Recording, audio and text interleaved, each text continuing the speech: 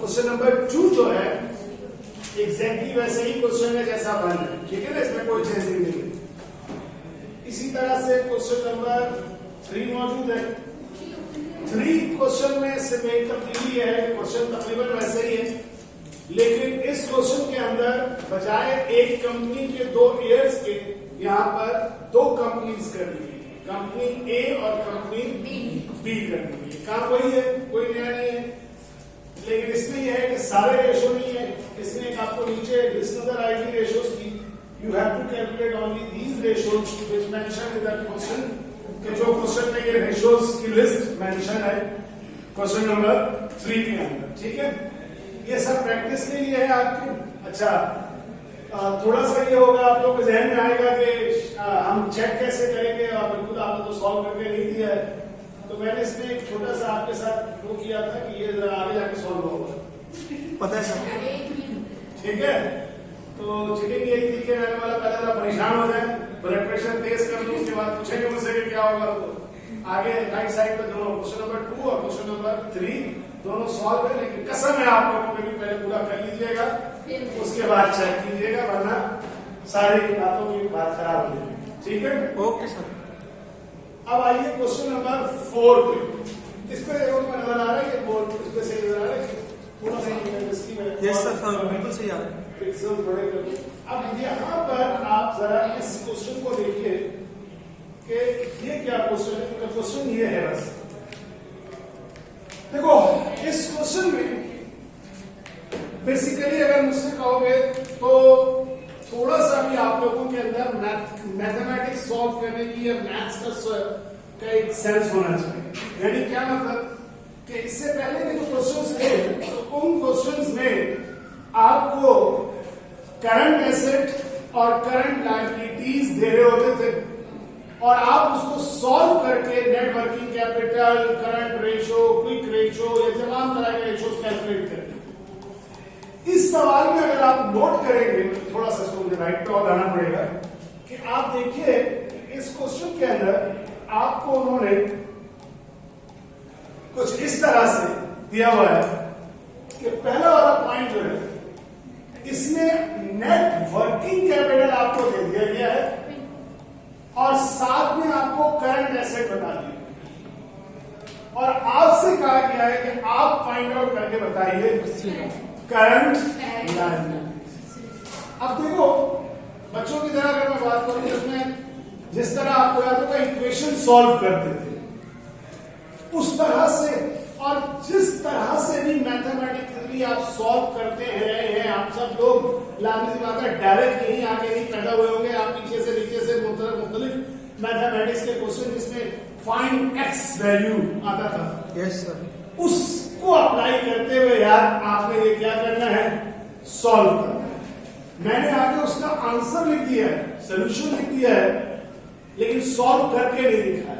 और मेरे लॉजिक ये कि अगर मैं उसको एक्सेल पे सॉल्व करने जाता तो इट विल टेक एल अमाउंट ऑफ टाइम, तो उसको सॉल्व अगर आप मुझसे कहेंगे तो मैं आपको अगर सादा सी बात, अगर एक बोर्ड जो मैंने व्हाइट खास के मैंने लगवाया था कि मैं पढ़ाते हुए कुछ बात बतानी होती है, तो अगर मैं इस पे सॉल्व करूं आपके लिए, तो नेट वर्किंग कैपिटल को मैं कैसे सॉल्व करूंगा?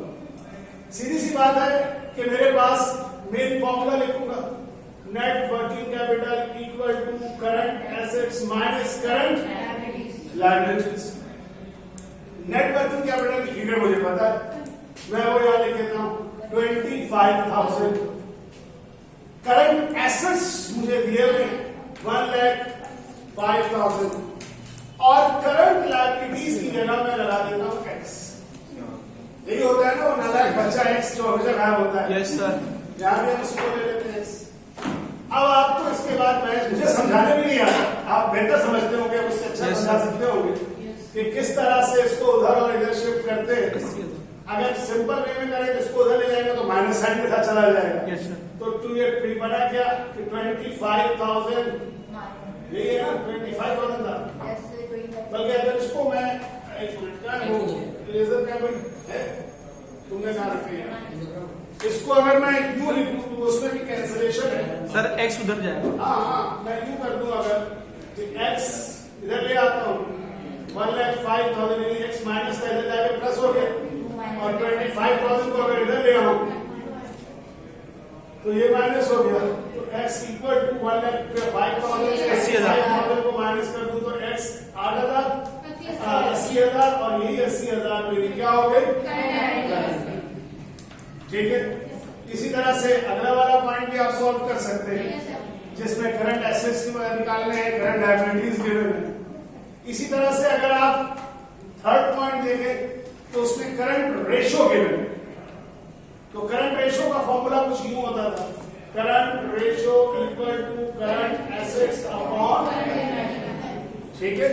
अब करंट रेशो कितना है इस वक्त क्वेश्चन नंबर 3 में, तो अगर मैं इसको यूं लिख दूं 2.50 अपॉन 1, क्योंकि रेशो का मतलब क्या होता है, अपॉन 1 इक्वल टू, आइए वेलकम बैक, करंट एसेट कितना है आपके पास, करंट एसेट है 90,000, यही है, यस सर। और करंट लायबिलिटी नहीं मालूम है, फाइंड आउट करनी है, उसकी जगह क्या लगा दीजिए, एक्स। अब आप इसको चेक कर सकते हैं क्या कि इक्वल टू के साइन को किस तरह रीअरेंज किया जाता है, काटिए, एक्स को इधर, इसको इधर ले आए, यूं होता है। ठीक है। आप जैसे भी क्रॉस मल्टीप्लिकेशन, क्रॉस मल्टीप्लिकेशन का रूल अप्लाई होता है, यही कहना चाह रहे थे ना। तो उसको यूं कह सकते हैं कि एक्स इक्वेशन को रीअरेंज करें, एक्स इक्वल टू आजू बाजू सामने आने वाले क्या होते हैं, मल्टीप्लाई होते हैं, डिवाइड होते हैं, डिवाइड होते हैं, और नीचे वाले मल्टीप्लाई। तो सही मामले में क्या होगा, 90,000 मल्टीप्लाइड बाई 1 डिवाइडेड बाई 2.5, तो आप x कितना होगा, 90,000 डिवाइडेड बाई 2.5, अहम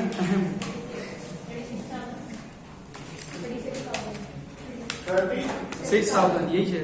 6,000 चेक कर लेते हैं, हमने सॉल्व किया हुआ इसके आगे, ओ माय गॉड,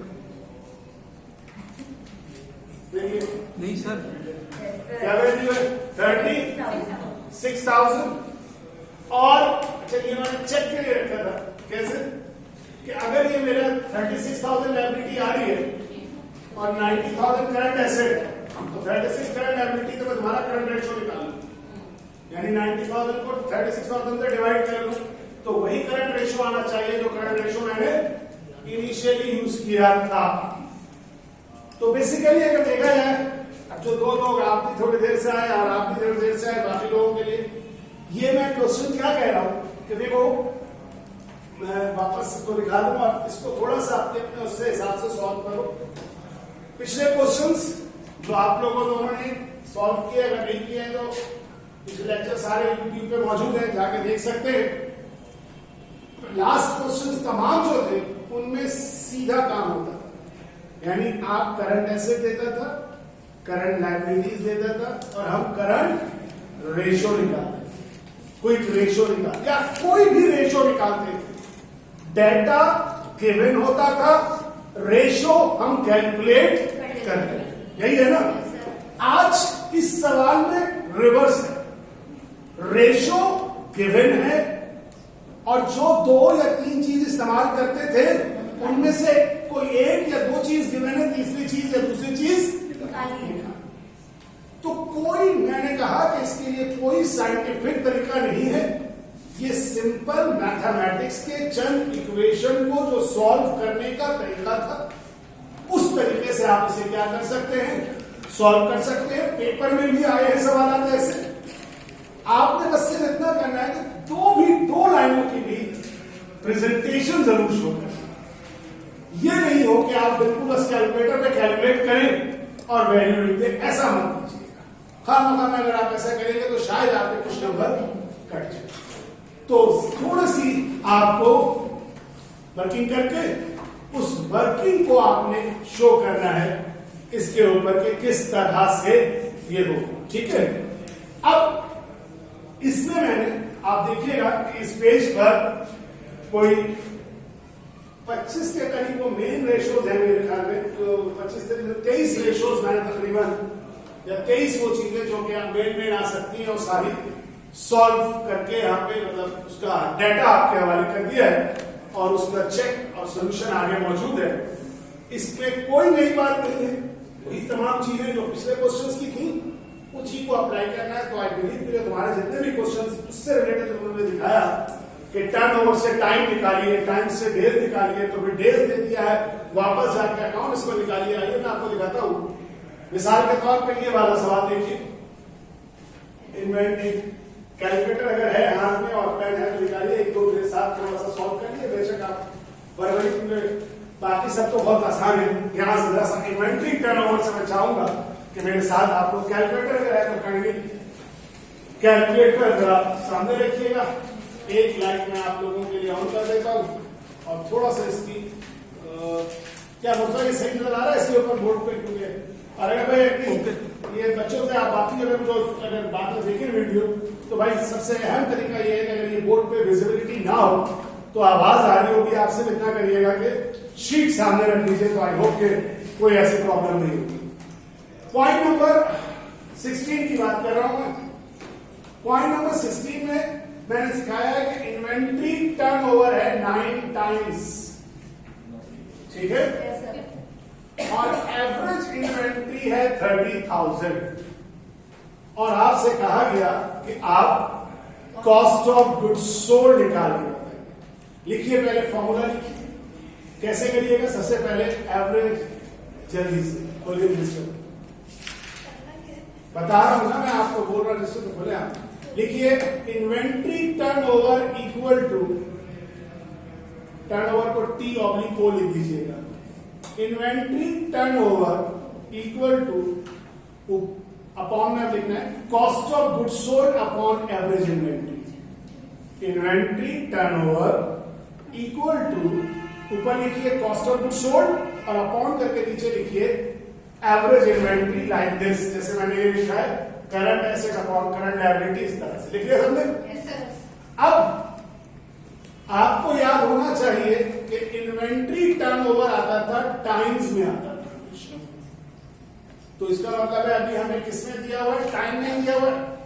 तो जहां पर इन्वेंट्री टर्नओवर लिखा है वहां पे 9 लिख दीजिए। फॉर्मूले के नीचे वैल्यू फिट कीजिए। इन्वेंट्री टर्नओवर लिखा है वहां पे क्या लिख दीजिए? 9 लिख दीजिए। नहीं आगे बैठे, मैं तुम्हें हैबत हो गई तो पीछे जाना। आगे तो बैठते नहीं, मुझे ये दिशा लग रहा है करीब से शक्ल देख के, तुम्हें तो मैं लगूंगा ध्यान। अच्छा, तो क्या कह रहा था? इन्वेंट्री टर्नओवर की जगह आपने लिख दिया कितना? 9 टाइम लिख दिया। अब कॉस्ट ऑफ गुड्स सोल्ड तो आपको फाइंड आउट करना है। कॉस्ट ऑफ गुड्स सोल्ड की जगह पर लिख दीजिए वो गुमशुदा बच्चा एक्स, जो आते आते गायब हो जाता है। बेशक सर, है डिवाइडेड बाय, यस सर, यूं क्रॉस डिवाइडेड बाय क्या था? Average inventory. तो एवरेज इन्वेंट्री की वैल्यू लिख दीजिए कितनी? 30,000। सही है, लिख लिया। अब क्या ख्याल है, आप इसको सॉल्व कर सकते हैं? वही कर रहे सर, बड़ा कमाल कर रहे हैं। शुक्रिया sir.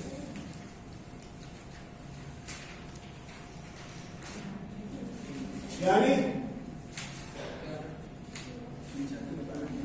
Inventory turnover cost of goods sold upon 720, average inventory. 720 क्या है आपके पास? Inventory turnover 9, cost of goods sold X, average inventory 30,000। Cross multiplication rule, X को अगर यही रहने देते हैं तो ये 30,000 पर चला जाएगा तो मल्टीप्लाई हो जाएगा। तो 30,000 मल्टीप्लाइड बाय 9 क्या है? एक्स की वैल्यू 2,70,000 और ये 2,70,000 क्या है? Cost of goods sold. Any problem? Reverse calculation की बात कर रहा हूं, क्लियर है? वही सवाल रेशो का। अब आगे जाते हैं। खान साहब तुम्हें बताओ, समझ में आया ये पॉइंट? पक्का? चलिए, तुम्हें मसला तो नहीं है? अच्छा, अब लेकिन जरा सा आगे चलो, क्योंकि मैं अब आगे जो सवाल हैं ये मैं ज्यादा नहीं करा रहा हूं, मैं इसको आपको छोड़ दूंगा, इसकी आपको पूरी प्रैक्टिस फिर कर लेनी है। तो इसके बाद जो इससे रिलेटेड सवाल है वो मैं अगली क्लास के अंदर के लिए रखूंगा, लेकिन 1-2 पॉइंट और बता देता हूं ताकि जरा सा डिस्कशन में आसानी हो जाए। मसलन इन्वेंट्री टर्नओवर तो हो गया, यहीं पर आपको एवरेज इन्वेंट्री निकालना सिखाया था। क्या था फॉर्मूला? एवरेज इन्वेंट्री निकालने का। पहले अगर मैं एवरेज इन्वेंट्री निकालने का फॉर्मूला अगर आपसे कहूं तो एवरेज इन्वेंट्री निकालने का फॉर्मूला था, इधर दिखा देंगे आप उस पेपर थोड़ा। एवरेज इन्वेंट्री इस तरह से निकाली जा रही थी बिगनिंग और एंडिंग को 10 से डिवाइड करता हूं जी। बिगनिंग इन्वेंट्री, इन्वेंट्री नहीं लिख रहा, beginning inventory plus ending inventory divided by 2, यही था।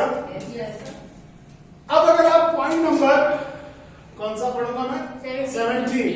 17 पढ़े तो इसमें एवरेज इन्वेंट्री दी हुई है 20,000।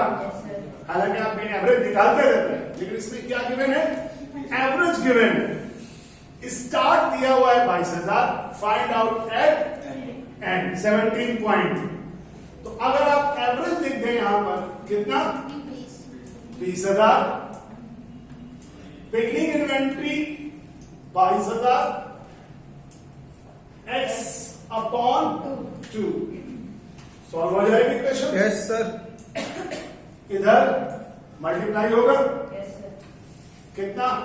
20,000 इंटू 2, 22,000 प्लस x, इधर 40,000 इक्वल टू 22,000 प्लस x।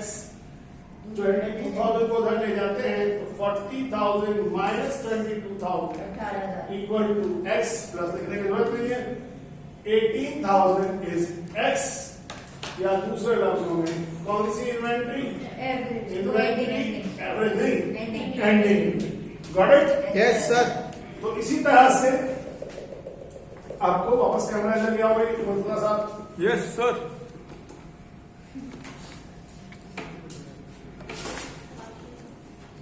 कर दिया ना?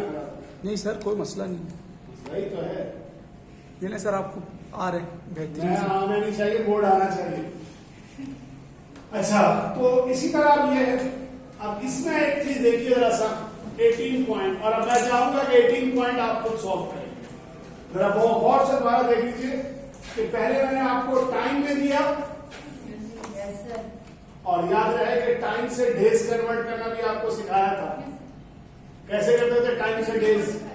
365 डिवाइड बाय 360 भी होता है, डिवाइडेड बाय नंबर ऑफ। तो अब यहां पर जरा देखिए इसमें, और फिर ये टाइम में ये सिखाया, और इसमें एवरेज इन्वेंट्री से बिगनिंग का। अब जरा इसमें देखिए क्या है। इन्वेंट्री टर्नओवर क्या है? 60 डेज।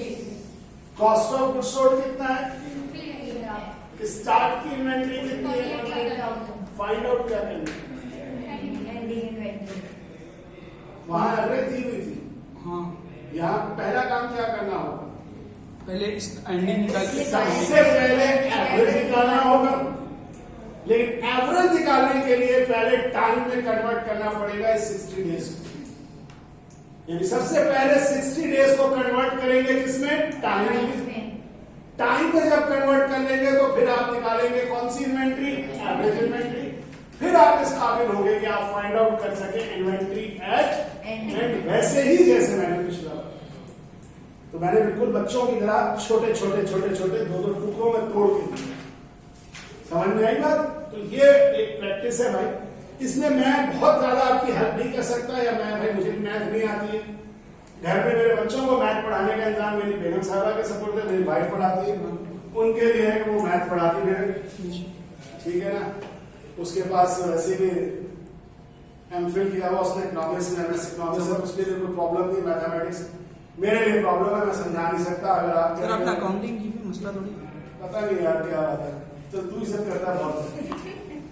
यहाँ पे इस तरह से inventory turnover, account receivable turnover, average है अकाउंट रिसीवेबल, ये सारे बेटा तुम लोगों को एक दफा बैठकर सुकून से देख लेना। कहोगे तो बहरहाल एक मजाक की बात थी, मैं कोई आपको हेल्प आउट नहीं कर दूंगा कैलकुलेशन में, लेकिन आई बिलीव कि आपके साथ जो थोड़ा सा भी मैथ का बैकग्राउंड रखते हैं उनको मुझे भी मदद करने की जरूरत नहीं होगी। क्यों हमारे साथ हो जाएंगे। तो सबसे पहले आज का आपका बुनियादी टास्क ये है कि आज आप जाकर इस क्वेश्चन को पूरी तरह से सॉल्व करें। आगे मौजूद है, मैंने सारे तकरीबन सॉल्व किए हुए, सॉल्व करके सबका ये आंसर्स और उसके ये 2 पॉइंट रखे थे। अगर आप ऊपर देखेंगे मैंने 2 हेडिंग डाली थी। एक पॉइंट था सोल्यूशन, और दूसरा था चेक जस्ट टू कंफर्म, यानी मुझे सिर्फ कंफर्म करने के लिए आपको दिया और कोई बात नहीं, वरना एक्चुअल आंसर वही है जो मैंने वहां रखा हुआ। बाकी ये सिर्फ आपके पास क्या है, कंफर्मेशन के लिए आप कंफर्म करते रहेंगे। उसके बाद ये अब आपने आज प्रैक्टिस करके सबको 23 के 23 पॉइंट पे जरा कमांड हासिल कर लिए। तो अगला टास्क ये है कि जो मैं नेक्स्ट क्वेश्चन की तरफ जाता हूं, क्योंकि वैसे अब आप कहेंगे तो ये वो क्वेश्चन है, थोड़ा सा मैं शरीक करूंगा। मैं वही कहूंगा कि अगर किसी को बोर्ड पे नजर ना आ रहा हो तो वो बच्चे जो लोग घर पे रहेंगे वो ऑब्वियसली डाउनलोड कर लें, ज्यादा बेहतर तौर पे समझ सकेंगे इसको। देखिए, जो कलर वाला पार्ट है, ऊपर वाला पार्ट, उसको देखिएगा। ये जो कलर्स में आपके पास आ रहा है, दिस इज द क्वेश्चन। आप इसमें समझिए ये कि नॉर्मली जो पहला सवाल था उसमें बैलेंस शीट का डाटा था और उससे आपने रेशियोज कैलकुलेट किए। इसमें बैलेंस शीट में क्वेश्चन मार्क्स लगे हुए हैं और आपको रेशियोज दिए हुए हैं। रिवर्स कैलकुलेशन को टेक्निक्स को इस्तेमाल करते हुए हमें इन क्वेश्चन मार्क्स को क्या करना है, लेकिन मैं आज अब इसके ऊपर नहीं जा रहा अभी सॉल्व करने, क्योंकि ये सोल्यूशन जब समझ में आएंगे आपको, जब जरा आप उसको थोड़ा सा अपनी कमांड में लिया, ठीक है। तो थोड़ा सा मैं आपको ये टाइम दे रहा हूं कि इस वीक के अंदर, आजकल के अंदर इनका थोड़ा सा आप वर्किंग कीजिए ताकि इनको आप कर लें। तो फिर मैं आपको कल ये सवाल के ऊपर डिस्कशन करूंगा। इसमें कुछ छोटे सवाल भी है और कुछ बड़े सवाल भी है। मतलब एक सवाल ये है, किसी का एक मैं करवाऊंगा और मैं चाहूंगा कल का ये है कि अगर मैं एक मैं करवाता हूं तो एक आप मेरे सामने बैठ के प्रैक्टिस करें, ठीक है सर, ताकि समझना बोलना आसान है, लेकिन जब आप मेरे सामने करें तो आपको जो भी उस वक्त क्वेश्चंस कोई बनते हैं तो बने। तो 2 क्वेश्चन रखे मैंने इस तरह के 5 और 6 एक करवाऊंगा और फिर जब आप ये कर लेंगे तो उसके बाद आप देखिएगा कि एक ये क्वेश्चन है जिसके अंदर आपने 7 क्वेश्चन 7 7 है नहीं वाला। इसमें अगर आप नोट करेंगे नजर आ रहा है, इसमें अगर आप देखें तो ये और ज्यादा चीजें ये आ गई कि उस वाले सवाल में सिर्फ बैलेंस शीट थी, इसमें बैलेंस शीट के साथ क्या मौजूद है, इनकम स्टेटमेंट। ऐसे क्वेश्चन माजी में आते रहे, लेकिन ये एक्स्ट्रा क्वेश्चन हैं। और वैसे अगर आप एक बात नोट करो तो ये वाला क्वेश्चन तो बहुत दफा है, ये पार्ट 1 के अंदर बहुत दफा पूछा हुआ है। कॉस्ट अकाउंटिंग में भी यही प्रैक्टिस इस्तेमाल करके वो लेके चल रहे हैं आप, क्योंकि अक्सर कॉस्ट अकाउंटिंग में नहीं रिवर्स जाना है, आपको सॉल्व करना है। 2004 का भी है, इस तरह के कई सवाल हैं। पास्ट ईयर 2018 पार्ट 1 के अंदर भी पूछा हुआ है, क्योंकि ये एक बहुत ही पसंदीदा क्वेश्चन है। तो लाजमी सी बात है कि यहाँ सिखा दूंगा तो समझिए कॉस्ट का भी हो जाएगा, हर तरह से जहां से भी आप उसको करना चाहेंगे।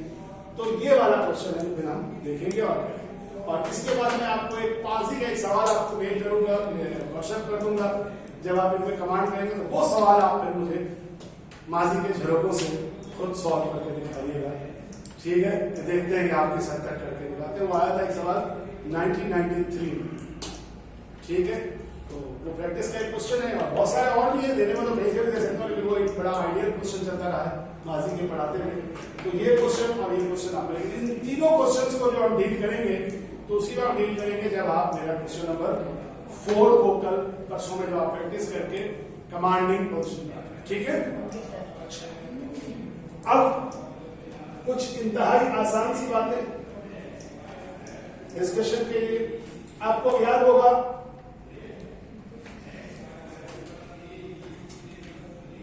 याद होना चाहिए, अगर याद नहीं है तो मैं क्या कर सकता हूं, दुआओं के अलावा आप सब लोगों के लिए दुआ करूं।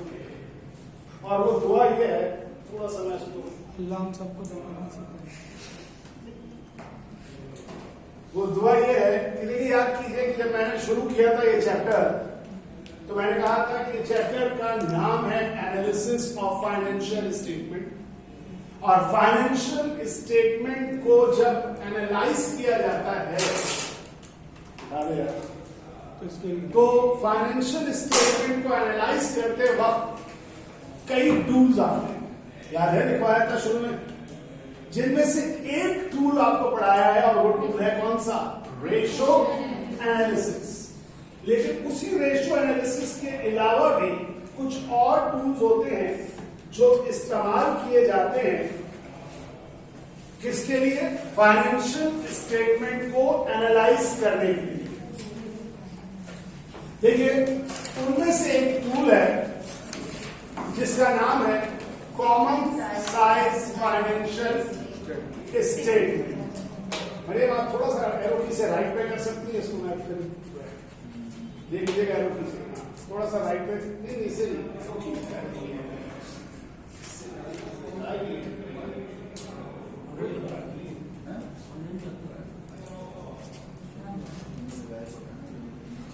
देखो अब ये मैंने थोड़ा सा थोड़ी थ्योरीज डाल दी है। इसका मकसद सिर्फ ये है कि वो बच्चे जो थोड़ा सा पढ़ना चाहते हैं, जानना चाहते हैं, सीखना चाहते हैं, तो सिर्फ नाम से ना सुने, थोड़ा सा चंद लफ्जों में पढ़ लें। बेसिकली कॉमन साइज का क्या मतलब समझते हैं आप? आम साइज। देखो लफ्जों का तर्जुमा बेसिकली एक बात आदत बना लो, चलिए लफ्ज का तर्जुमा लफ्ज बा लफ्ज नहीं होगा, वो पूरा एक उसमें होगा। कॉमन साइज को अगर तुम आम के बजाय कहो कि एक जैसा साइज, ये बेहतर इसका तर्जुमा। देखो बेसिकली हम जितनी भी फाइनेंशियल स्टेटमेंट दुनिया में प्रिपेयर हो रही है, उनको प्रिपेयर करने के पीछे जो सबसे बड़ी लॉजिक है वो यही है कि हम उसको कंपेयर करना चाहते हैं। या दुनिया में हर जगह रेस लगी हुई है, इम्तिहान हाथ आपके होते हैं वो भी एक रेस है, जॉब करोगे कहीं वो भी एक रेस होगी एक दूसरे के साथ, और आगे बढ़ोगे यानी रेस से मुराद मुकाबला, कंपटीशन हर जगह। तो कभी भी कोई कंपनी अपना फाइनेंशियल स्टेटमेंट बुनियादी तौर पे अगर प्रिपेयर करती है तो उसको वो करती क्यों है? क्योंकि वो कंपेयर करना चाहती है, या तो अपनी जैसी दूसरी कंपनी के साथ या अपने माजी के साथ। जैसा कि सवाल था ईयर 1 ईयर 2 के साथ, या ए कंपनी बी कंपनी के साथ, तो कोई भी कंपैरिजन हो सकता है। तो बेसिकली जब हम कंपेयर करने जाते हैं तो बहुत जरूरी नहीं है कि दो कंपनी बिल्कुल एक साइज की हो। एक कंपनी बड़ी हो सकती है और एक कंपनी छोटी हो सकती है।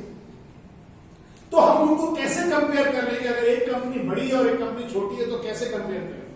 तो हम क्या करते हैं कि उनकी जो फाइनेंशियल स्टेटमेंट होती है उनको एक साइज पर ले आते हैं, और इसके लिए परसेंटेज का सहारा लिया जाता है, क्योंकि आपको बहुत अच्छी तरह से स्टूडेंट्स परसेंटेज से बहुत अच्छे से वाकिफ होते हैं। Yes sir. क्योंकि आपकी तमाम पासिंग मार्क्स ये वो हर चीज किसमें रिप्रेजेंट की जाती है? परसेंटेज। और उसके पीछे लॉजिक यही होती है कि आपको एक जगह पे जाके जांचा जा सके कॉमन साइज करके।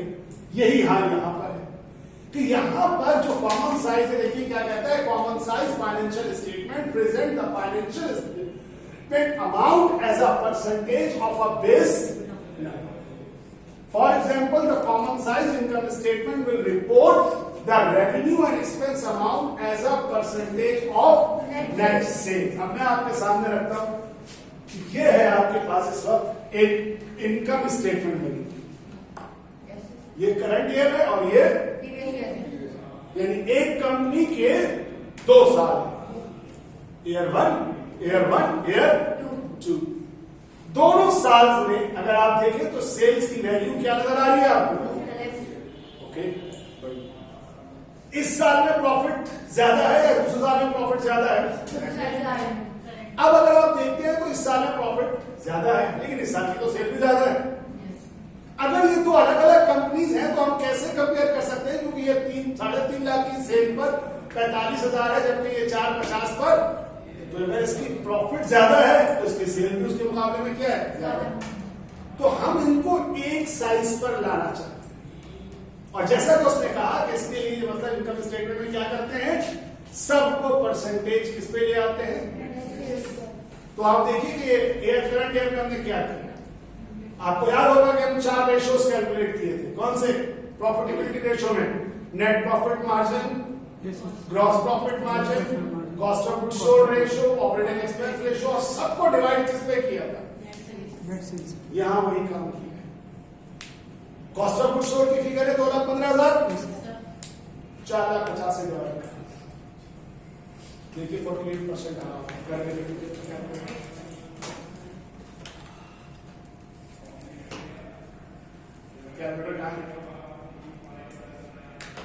करिए। क्या करना है तो मेरी एक दफा सुनिए। 2,15,000 डिवाइडेड बाई 4,50,000 करिए divide. 2,15,000 divided by 4,50,000 multiplied by 100 47 point जो भी समथिंग होगा उसको अगर राउंड ऑफ करिएगा तो 48 आ रहा है। 47.477777 ठीक है, उसको 48 कर दिया लागू कर। Gross profit 235 again divided by sales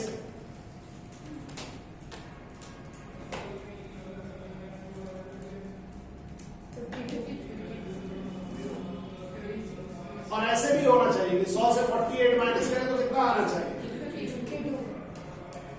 इसी तरह operating expense divided by sales कर लीजिए। 162 को सेल्स से डिवाइड कर 162 डिवाइडेड बाय 450 ओके। नाउ 52 से 36 माइनस किए देखिए 16 आता है। और अगर 73,000 को 450 से डिवाइड किए तब भी देखिए 16% आएगा।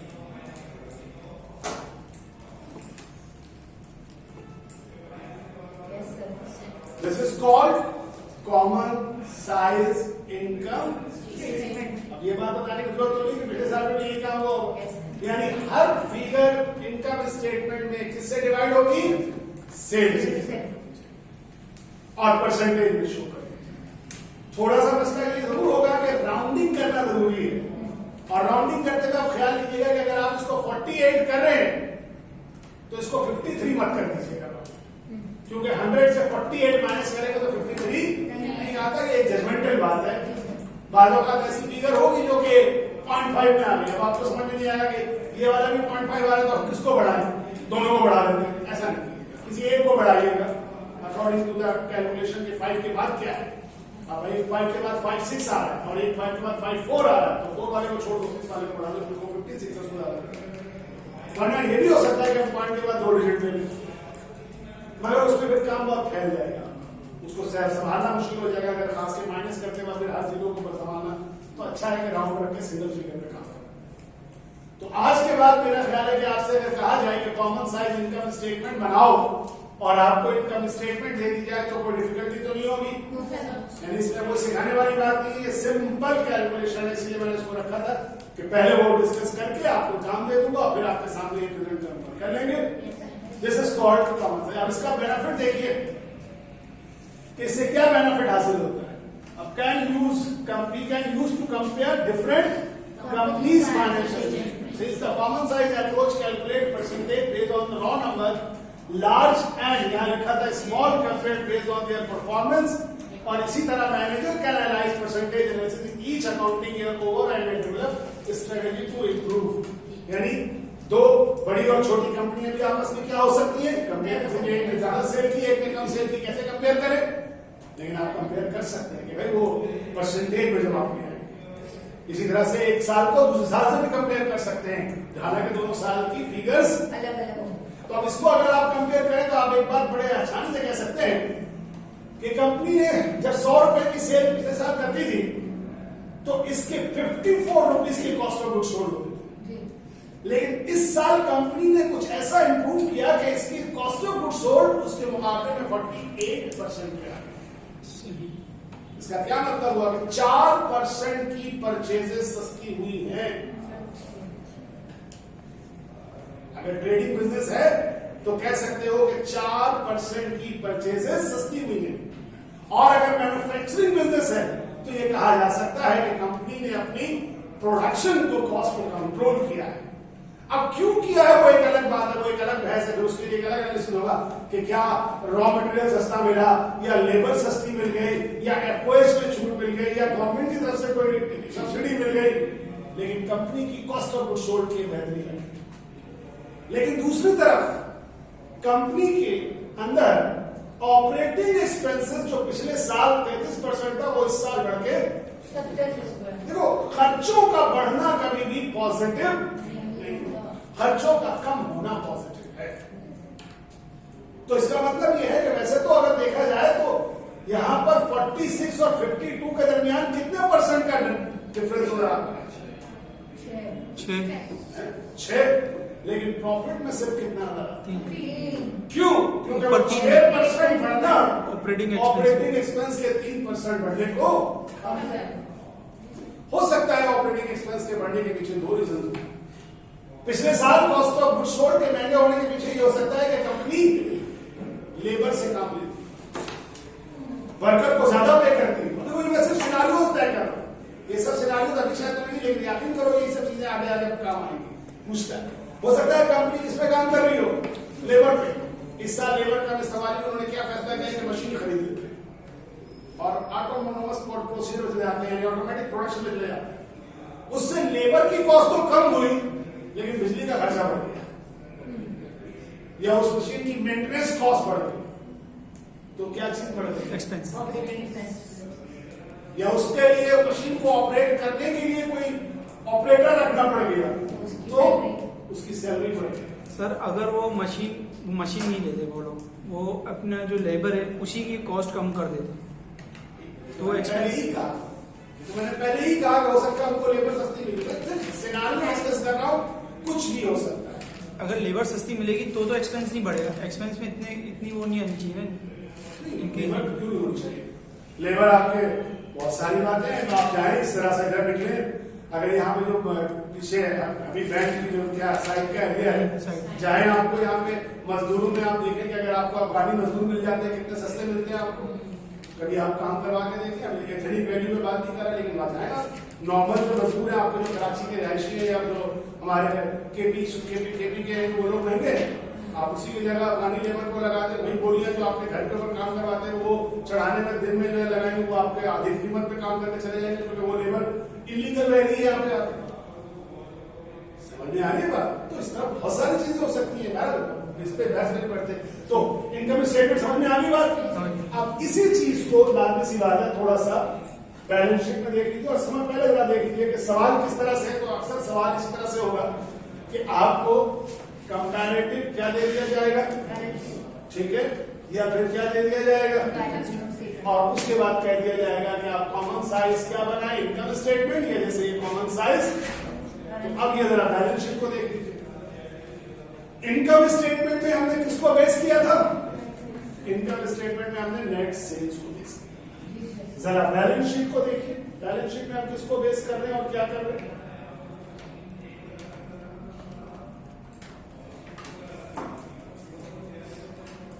बैलेंस शीट के अंदर हम बेस बनाते हैं टोटल एसेट्स।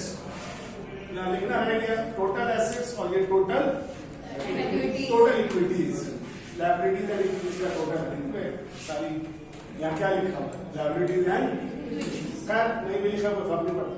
अब आप सोचेंगे क्या करना है, कैसे परसेंटेज में? ये वाली फिगर है 78,000 को 650 से डिवाइड कर 78,650 से डिवाइड 12%। इसी तरह हर फिगर को जितनी भी है उसे क्या करते जाइए, डिवाइड करते जाइए। फिर वही बात का ख्याल रखना है कि जब राउंडिंग करें तो इस तरह करें कि इन सब का टोटल क्या आए, 101 ना हो जाए, 99 ना हो जाए, ठीक है ना। ये आपको बोनस मार्क्स के लिए। अगर इसी के नीचे आ जाए तो क्या हो सकता है? अब इस फिगर को टोटल तो हमें बराबर ही होता है, तो अब आप इसको फिर सबको इससे डिवाइड करते जाइए। जो फिगर नहीं है उसको डैश कर दीजिए, 0 कर दीजिए।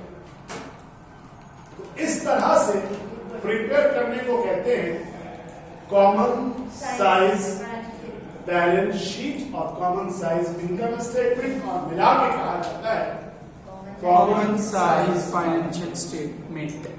बहुत मुश्किल तो नहीं हुआ? नहीं सर, क्लियर है? Yes sir. आगे कुछ खत्म होगा या हो जाएगा? नहीं सही, जैसा आपको अच्छा लगे सर। देखो है कुछ नहीं, लेकिन बात यह है कि सॉल्व करके मैं तुम्हें दे रहा हूं, चीजें तुम्हारे सामने मौजूद है। सही। ज्यादा टाइम मत जाया करना। मैं नहीं कहूंगा कि बहुत प्रैक्टिस करते रहो भाई, किसी को प्रैक्टिस कर लो 4 दफा, दिमाग में बैठ जाने वाली बात है। ये सवाल ना ये वैल्यूज के साथ आएगा। बस तुमको ये मालूम होना चाहिए कॉमन साइज बैलेंस शीट बनाते हुए बेस में किसको रखना है, एसेट्स को, और हर फिगर को क्या करते जाना है, डिवाइड करते जाना है। तो दुनिया की कोई बैलेंस शीट दे दीजिए, आप कॉमन साइज में कन्वर्ट कर दीजिए। इनकम स्टेटमेंट में बेस किसको रखना है, नेट सेल को रखना है। और अगर आपको दे दिया जाए तो आप हर बार क्या कर सकते हैं, डिवाइड करते जाए और घटाते चले जाए फिगर, ठीक है ना। बस लास्ट देख लो एक दफा, अगर कहोगे तो छोड़ देता हूँ, लेकिन देख लीजिए ये वाला भी क्वेश्चन नंबर 9 है, वो भी इसी की माफी है। इसमें क्या चीजें सही, एक और लिखवाया था, कॉमन साइज के बाद आता है रुपीज एंड परसेंटेज चेंज। अभी तो तुमने क्या किया, और उसको जो हम कर रहे थे उसको हम बाद कहते हैं वर्टिकल एनालिसिस। कॉमन साइज, जो कॉमन साइज है वो बेसिकली वर्टिकल एनालिसिस है। जरा वर्टिकल कैसे, जरा सोचो वर्टिकल क्या होता है, this is vertical and this is horizontal. Vertical में आपने कंपेयर किया ना, जैसे अगर मैं वापस ले जाऊं तो आप देखिए कि वर्टिकल में कैसे आप कैसे उसको कंपेयर कर रहे थे, वर्टिकली आप क्यों कर रहे थे कि पिछले साल कैश 100 में से 12% था, इस साल कैश 100 में से 9%, पिछले साल रिसीवेबल 100 में से 10%, इस साल भी इस 10। दफा भी 10 या पिछले साल 10 था, इस दफा भी 10 है। यानी कंपनी की डेटर पॉलिसी में कोई चेंज नहीं आया। नहीं। इन्वेंट्री पिछले साल 100 रुपए में 14% होती थी, इस साल 100 रुपए में 18%। इसका मतलब है कि इन्वेंट्री बढ़ी, ज्यादा खरीदी गई। खरीदी गई। दो बातें हो सकती है कि इन्वेंट्री अगर क्रेडिट में से ज्यादा खरीदी गई, या ये भी कहा जा सकता है कि इन्वेंट्री की सेल भी हो सकती है, तभी तो इंडियन इन्वेंट्री ज्यादा बची। इसी तरह फिक्स एसेट पिछले साल 67% थे, इस साल, इसमें दो बातें हो सकती है, या तो एसेट बेच दिया गया होगा या नॉर्मली एसेट डेप्रिशिएट होता है, जिससे उसकी बुक वैल्यू क्या होती जा रही है, कम होती जा रही है। तो वट एवर 4 लाख 2 था, अब 3।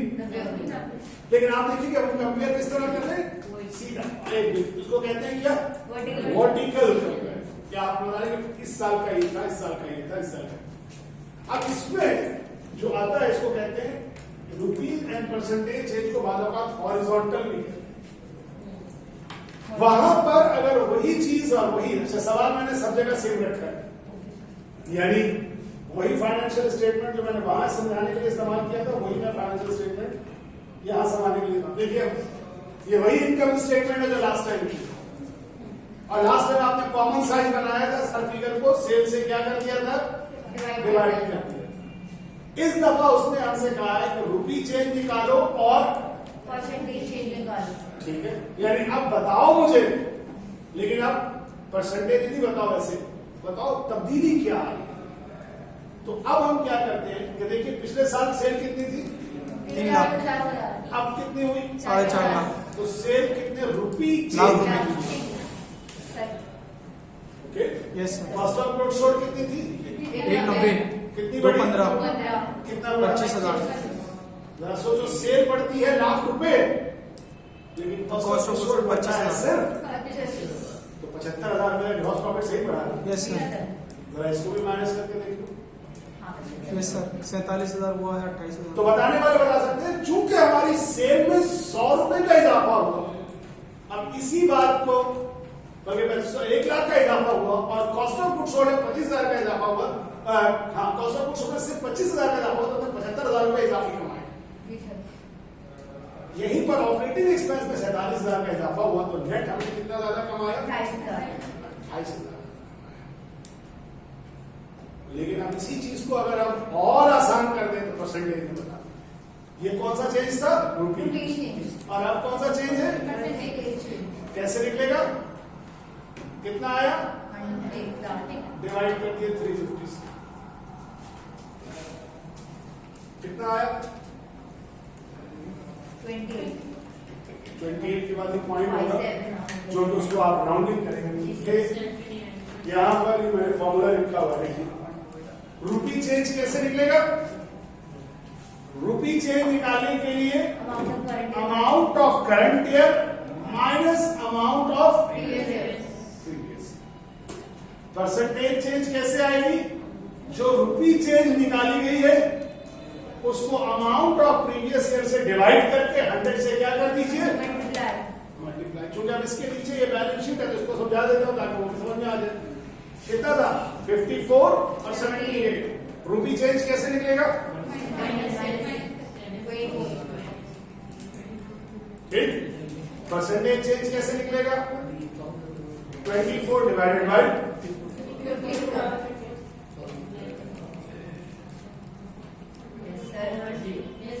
ठीक है। तो सबको डिवाइड कर, अब देखते हैं बादल बात नेगेटिव आ रहा है। नेगेटिव का मतलब है रुपी चेंज नेगेटिव है, यानी आपको याद होगा प्लांट एसेट कब हुआ था, तो प्लांट एसेट के कम होने की वजह से -12,000 जो कि 3% की डिक्रीज बनता है। करेंगे 12,000 डिवाइड बाय 4,02,000, माइनस तो कैलकुलेटर दे देगा ना आपको। आपने करंट ईयर को पहले रखना है, प्रीवियस ईयर को बाद में रखना है। तो करंट ईयर अगर कम होगा तो आपका कैलकुलेटर माइनस बता देगा। बस ये एक रिकमेंडेशन मेरी जरूर समझ लीजिए कि ये मैंने करके दिया है, इसको शीट पे मत रहने दीजिए। एक दफा लाजमी अपने रजिस्टर्स पे उतारिए और फिर सॉल्व कीजिए। प्लांट को बताइए परसेंटेज 3 12,000 को डिवाइड करो ना 4,02,000 से, क्या फॉर्मूला है, rupee change divided by amount of previous year. 12,000 को 4,02,000 से डिवाइड करो, नहीं आ रहा, पॉइंट के बाद पॉइंट को 100 से मल्टीप्लाई करो, 2.9 आ गया, राउंड करो कितने बनेगा। परसेंटेज को समझो ना यार, परसेंटेज 100 से मल्टीप्लाई होगी ना हमेशा। सर प्रीवियस ईयर से ही हम क्यों डिवाइड कर रहे हैं, परसेंटेज इसलिए कि आप चेंज किसको देखेंगे, प्रीवियस ईयर पार्ट 2 के अंदर अपनी परसेंटेज कंपेयर करेंगे तो पार्ट 1 से कंपेयर करेंगे ना। समझ गया, कि भाई पार्ट 1 में इतना था, अब पार्ट 2 में ये आ रही है। समझ गया। तो हमेशा मेरे पास मेरी अकाउंटेबिलिटी जांचने के लिए मेरा माजी होता है, मेरा फ्यूचर नहीं होता। बेशक बेशक जो बात है। समझ गया ना। तो कोई भी चीज को जांचने के लिए पास कोई रखा जाएगा, इसलिए प्रीवियस ईयर को बेस बना, ठीक है। लेकिन रुपी एंड परसेंटेज चेंज में दो कंपनीज भी हो सकती है, दो कंपनी का रुपी चेंज किया है, लेकिन चूंकि कंपनीज के रुपी चेंज कोई माने नहीं रखते, ज्यादातर रुपी चेंज और परसेंटेज चेंज जो है वो हम अपने आप को कंपेयर करते हैं, यानी अपना ही एक साल दूसरे साल के साथ कंपेयर, ठीक है। तो बस और पढ़ाने के लिए मेरे पास एक और चीज है, लेकिन आप मैं आज नहीं पढ़ा रहा, एक लास्ट है, कुछ नहीं है ऐसे तो बहुत ही आसान है। ट्रेंड एनालिसिस का आपको अक्सर आया हुआ है सवाल कि ट्रेंड एनालिसिस क्या होता है। बल्कि अगर आप लोग से इतना बताइए, आपने इंडेक्स नंबर पढ़ा था पार्ट 1 में? Yes sir. वही है इंडेक्स नंबर, देखिए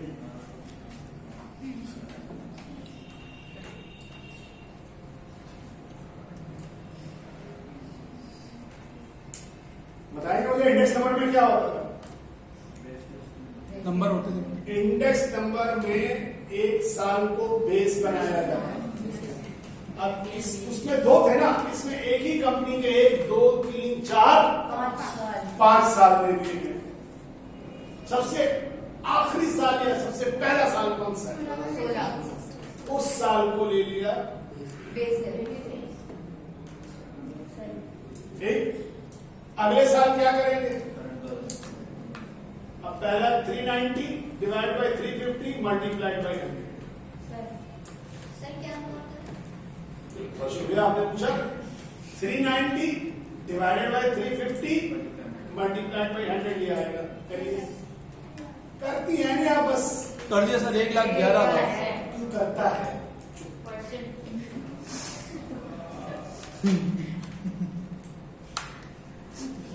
हर करता है या करती है तो इसे नाम लगा की शहर जो है ना बिल्कुल ही इसके पास काफी मुदावत पाई जाती है। इंग्लिश का एक वर्ड है अबंडेंस, वही इसकी 220 डिवाइडेड बाय 190। हर अगला साल डिवाइड किससे होगा, तो मुझे मेरा नहीं मतलब है कि आप आपको बताऊंगा बहुत बड़ा, यही चीज मैंने यहाँ समझा भी दी है आपको। देखिए ट्रेंड परसेंटेज या ट्रेंड एनालिसिस क्या है, पढ़ लीजिएगा। सब चीजों को। तो ये तीन है, एक common size, rupee and percentage change और ट्रेंड एनालिसिस। आपके पास पास के पेपर में ये ट्रेंड एनालिसिस आया है और सर देखा होगा ये पूछा है, एक दो सवाल में ये भी कहा है बताओ फेवरेबल है या अनफेवरेबल। इसमें जरा देख के बताओ, इस वक्त 5 सालों का डाटा तुम्हारे सामने मौजूद है, ओवरऑल कंपनी का ट्रेंड कब फेवरेबल और कब अनफेवरेबल रहा है।